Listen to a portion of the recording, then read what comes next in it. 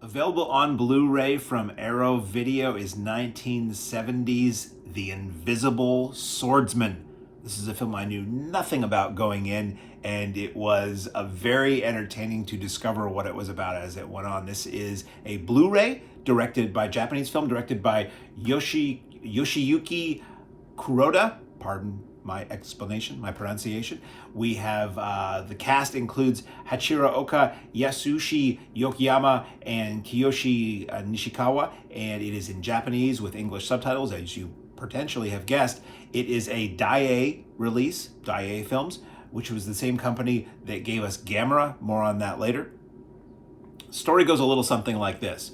The cowardly son with very poor sword skills of a very respected samurai sets out to avenge his father's death at the hands of the Phantom Thieves, and he gets help from this strange mystical master who says, you need to go across the land and fetch 3 plants, and from those 3 plants you will extract certain things and create a potion that you can drink, and that will keep you out of, if you're in danger, you can drink that potion and it basically will turn you invisible for a half hour.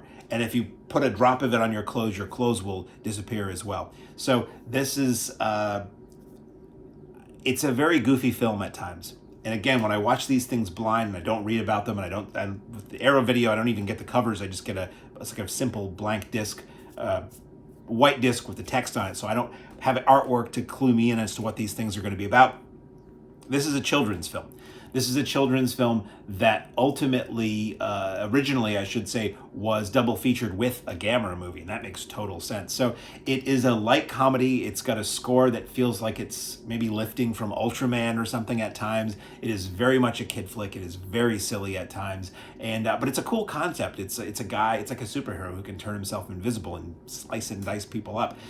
The picture quality was a little weird on this, I thought. Which is atypical for Arrow.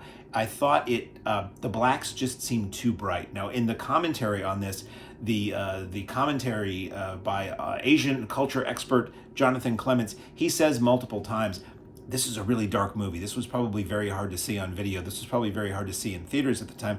And I almost wonder if the master that Arrow was given, or if Arrow chose to brighten the image a little bit, just so that you could see some detail in those blacks, because it does feel like, you know, one of the things that people always say about a good video transfer or a good theatrical presentation or a good TV monitor is you want the blacks to be black. And in this one, the blacks are a little too bright for me. So I thought the quality was lesser than I would expect from an Arrow release. I wouldn't call it bad. It's not like it's YouTube quality or something. It didn't quite have that sharpness and or that depth of color or contrast that an Arrow set will usually have to me. But where else are you going to see this movie? So special features, commentary by author and Asian culture expert, as I said, Jonathan Clements, The Invisible People, interview with film critic Kim Newman on the film, and invisibility throughout myth and fiction. Stuff with Kim Newman is always a lot of fun and interesting. That's 15 minutes.